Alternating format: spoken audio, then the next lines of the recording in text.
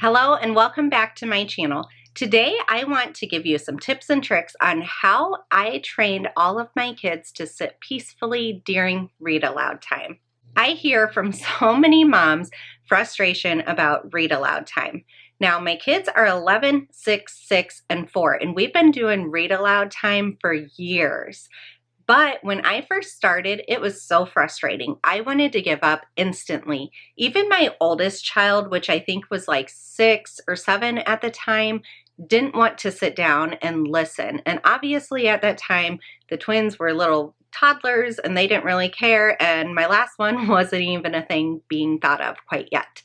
And so what I ended up doing was being very patient, which is very hard when you are a mom and you have 20 million other things to get done. So what do I mean by patience? Our read aloud time literally started as like 5 minutes here or there. So if she would sit down and she would pay attention for 5 minutes, that would be fine. And I ended up, at first, I was asking her a lot of questions and I would get frustrated if she couldn't answer any of them, and I felt like she wasn't paying attention, and it almost felt like it was just the extension of school time and that she was being punished for it. So what I ended up doing was I quit all that. I literally just read aloud for the fun of it, and that's when things started changing around. So I let my kids help pick out whatever books that we're reading for read aloud. And at first it was just little picture books, but I very rapidly switched over to chapter books because I always feel like you should read above the reading level of your child. So what I end up doing, even my 4-year-old sits down and listens to chapter books and she follows along beautifully. You can now ask her absolutely any question about it and she can tell you. I often interact with them in the middle of it and I'm like, what do you think is going to happen to James and this giant peach next? And it keeps them drawn into the storyline because they're waiting for my next question because they really want to predict what's going to be happening. And so what I've done over the time is, like I said, I ended up doing chapter books and I increased that 5 minutes up to 10 minutes, 15 minutes, 20 minutes, and etc. So at first what it was I kept the kids' hands busy while I was reading. And so they would have Play-Doh or putty or coloring or drawing, whatever they needed to do, Legos, anything hands-on, just so that they were sitting down still for me to be able to read.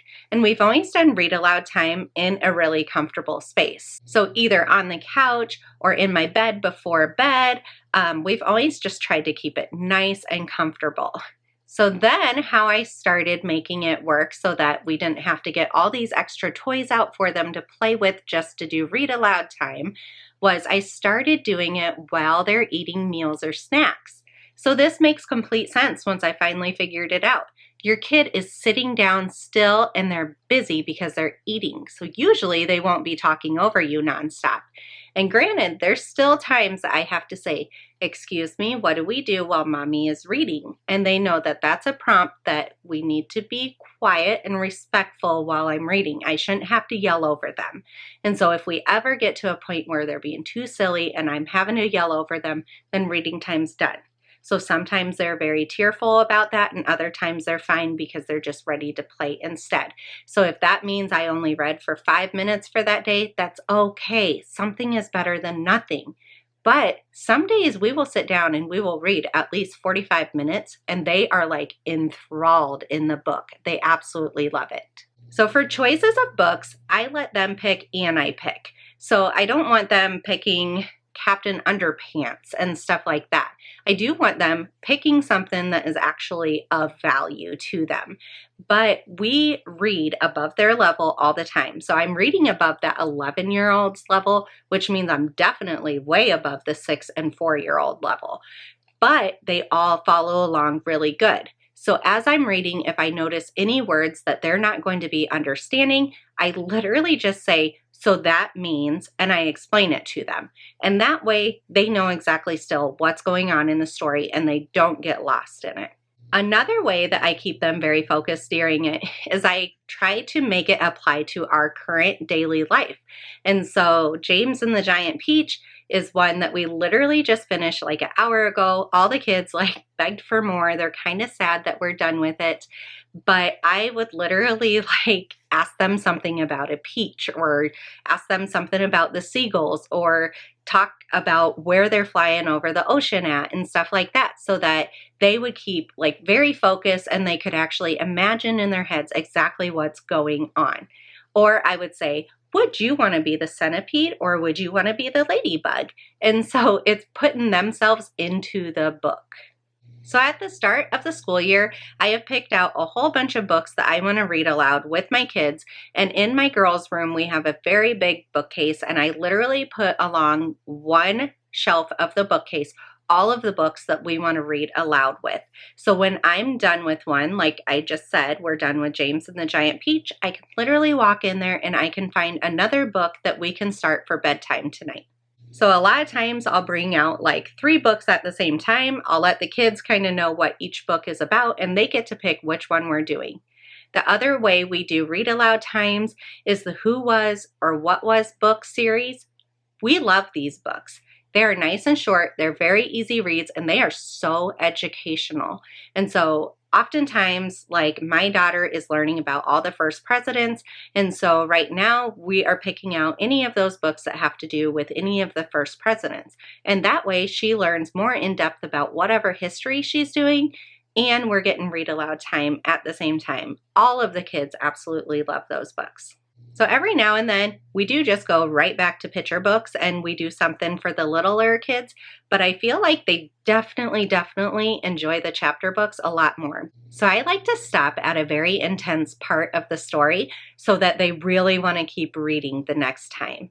So when do we do read aloud times? Like I said, usually with meals, except for supper, I will do read aloud times or snack times. So at breakfast, they get some read aloud times, at snack time, at lunchtime, and then we always read aloud at bedtime before we all go to our room. So all the kids come upstairs, they brush their teeth, wash their face, get in their pajamas, and then they all come and they cuddle in mommy and daddy's bed and we read aloud all together. So they really look forward to this time, and it's a good way for everybody to wind down together. So sometimes we have 2 or 3 chapter books going on at one time. And so a lot of times I will read a certain book just during the meal times, and then our other book I'll just save for during bedtime. And so the kids are very able to delineate what the difference between the stories are, and they don't get confused by doing more than one book at a time. Every now and then too, especially with my 11-year-old, I'll have her read some of the book aloud to us. So it's not only me doing it all the time. And now my 6-year-old boy is starting to read, and so I'm pretty sure I'm going to pick a few of his easier books that he can read aloud to us at bedtime also, because he will be so proud that he can participate in this activity all on its own. So I haven't looked it up recently, but I know that there is a lot of things about vocabulary and how many spoken words that a kid ends up hearing by certain ages. And it's amazing when you read aloud at how much that really expands your kids' vocabulary. And the hope is too, they'll understand how it's being used in context, they'll understand how to say it clearly, all this kind of stuff. And so I think there's so much benefit of read aloud time.